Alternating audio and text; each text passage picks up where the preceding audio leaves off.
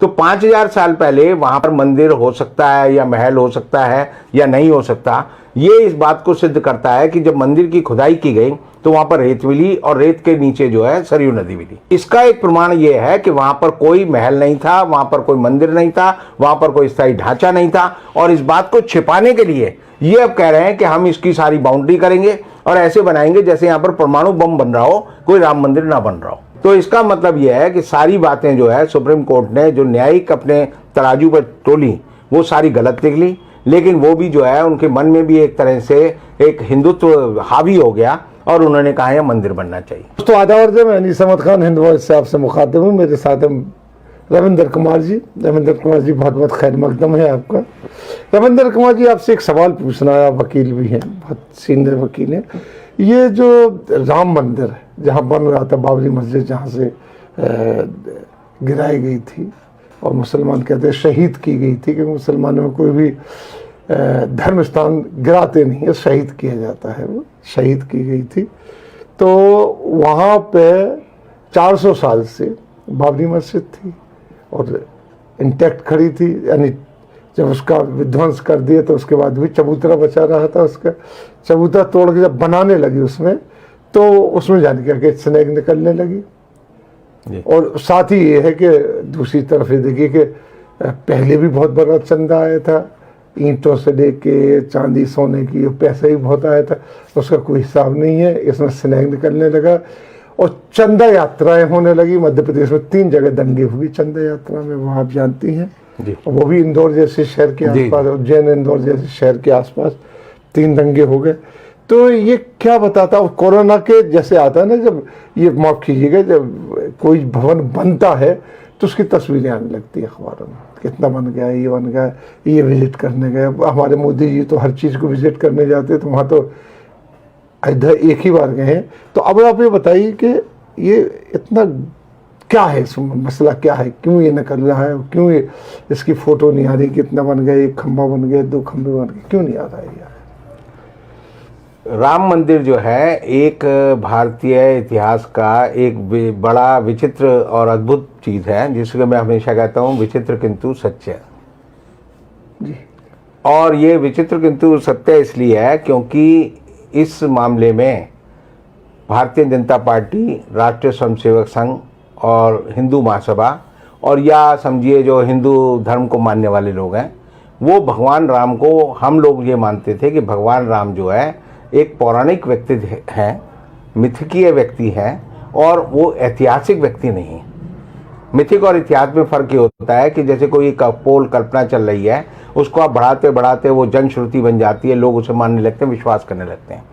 जैसे कबीर के बारे में आप देखेंगे कि कबीर दास ने वो सबसे ज़्यादा जो है भगवान की, राम की आराधना करते थे, और कबीर वाणी में ही राम का सबसे ज़्यादा जिक्र आता है। और कबीर के जितने दोहे हैं, जितनी बातें हैं, उन्हीं को गुरु ग्रंथ साहब में जो है समाहित किया गया है, और इसीलिए गुरु ग्रंथ साहब में भी भगवान राम का जिक्र बार बार आता है, राम राम राम शब्द आता है।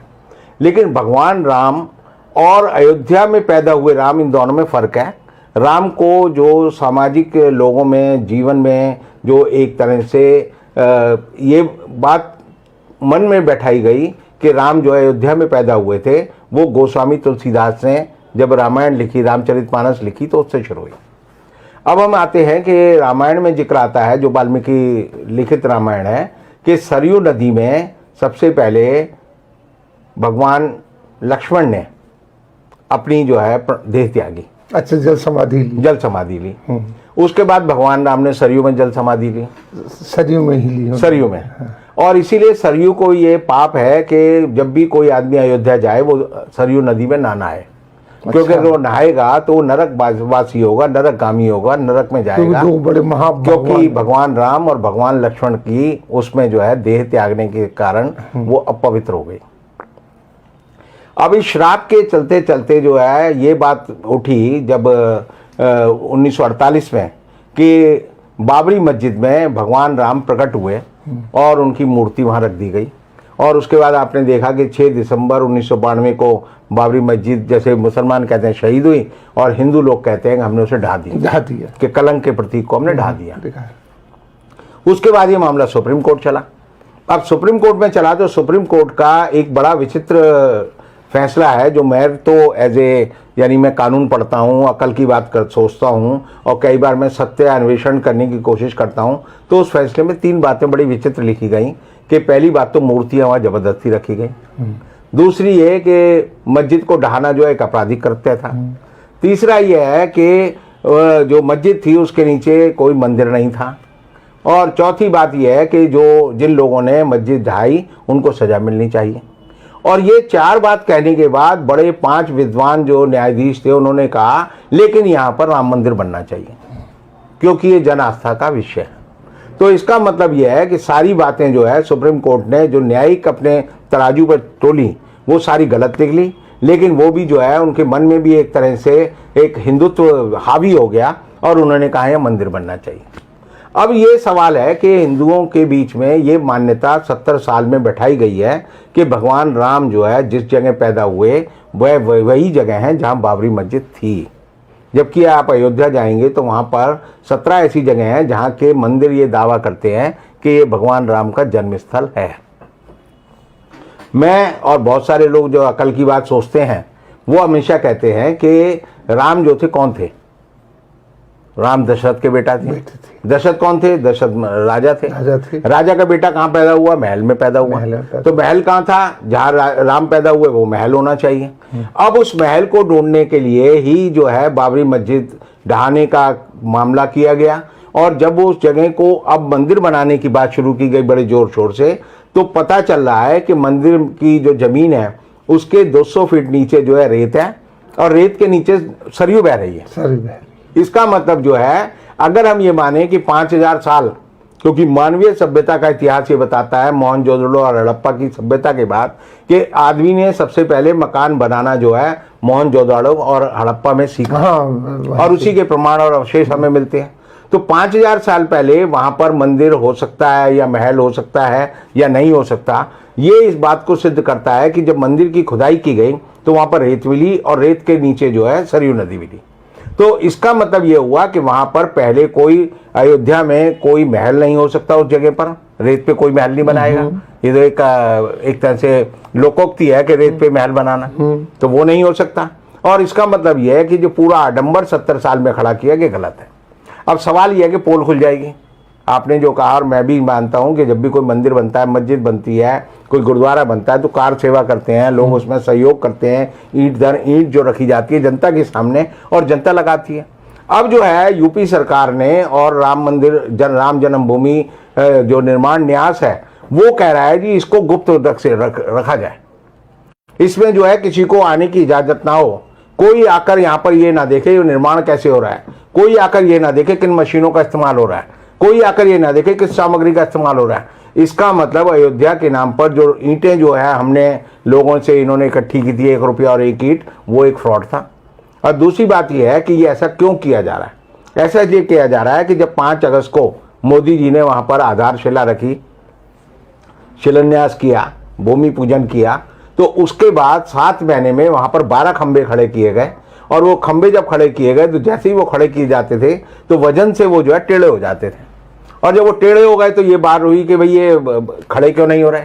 तो जब खुदाई की गई तो भूगर्भ वैज्ञानिक जिसे हम बोलते हैं उन्होंने बताया कि भाई नीचे तो जो है रेत है और रेत के नीचे सरयू नदी बह रही है। तो इसका एक प्रमाण ये है कि वहां पर कोई महल नहीं था, वहां पर कोई मंदिर नहीं था, वहां पर कोई स्थायी ढांचा नहीं था, और इस बात को छिपाने के लिए ये अब कह रहे हैं कि हम इसकी सारी बाउंड्री करेंगे और ऐसे बनाएंगे जैसे यहाँ पर परमाणु बम बन रहा हो, कोई राम मंदिर ना बन रहा हो, क्योंकि बड़ी गुप्त रखने वाली बात है। अब ये गुप्त रखने वाली बात जो है भाजपा के गले में और ये जो हिंदू महासभा है उसके गले में और ये जो ट्रस्ट के लोग हैं इनके गले में और आरएसएस के गले में एक पत्थर की तरह लटक गई है कि हम जो है किसी को घुसने नहीं देंगे, बताएंगे नहीं, क्योंकि अब ये जो है हिंदुस्तान के वैज्ञानिकों से और हिंदुस्तान की निर्माण कंपनियों की जगह जो है विदेशी कंपनियों का सहयोग लेकर एक ऐसा मंदिर बनाएंगे जो कि नदी पे बहता हुआ मंदिर हो या नदी की बालू पे बना हुआ मंदिर हो, और इसलिए उसको छिपाने के लिए कि ये जो है राम के नाम पे तो पत्थर तैर जाते थे। हमारे उसमें रामायण में लिखा है, रामचरितमानस में लिखा है, पत्थर पे लिख दो राम तो वो तैरता है। और ये जो है राम के लिए मंदिर के लिए जो खंबा डालते हैं वो हिल जाता है। तो इसका मतलब ये जो है राम और जिसे हम कहते हैं विश्राम, दोनों में जो है एक तरह का द्वंद्व है और ये उसको छिपाने की कोशिश कर रहे हैं। और सबसे बड़ी बात यह है कि ये सिद्ध करता है कि हमारी सुप्रीम कोर्ट ने जो फैसला राम जन्मभूमि मंदिर पे दिया है वो झूठा था, बेकार था और बेईमानी का था। बहुत बहुत शुक्रिया आपका कि आपने एक उसका दूसरा पहलू बताया, क्योंकि आजकल चर्चा का विषय है और सोशल मीडिया में तो बहुत पहले से आने लगा था, लेकिन अब बाकायदा एजेंसी रिलीज़ कर रही हैं और अखबार में फ्रंट पेज न्यूज़ भी बन रही है कि ऐसा ऐसा हो रहा है, जिसके लिए इंडिया के जितने IITs हैं उनसे और टाटा कंसल्टेंसी से और कई जगह से सलाह ली जा रही है कि आखिर इसका क्या करें, कैसे बनाएं। ये तो दलदल पे महल बनाने वाली बात है। हो सकता बना लें, हो सकता है ऐसा आशीर्वाद मिल गया हो तो बना ले, वो तो उसके लिए तो कोई मुमकिन नहीं। हमारे यहाँ पे मोदी जी हैं तो सब मुमकिन है। इसी के साथ हम आपसे लेते हैं विदा, अगले अंक में फिर हाजिर होंगे, तब तक के लिए दीजिए हमें इजाज़त।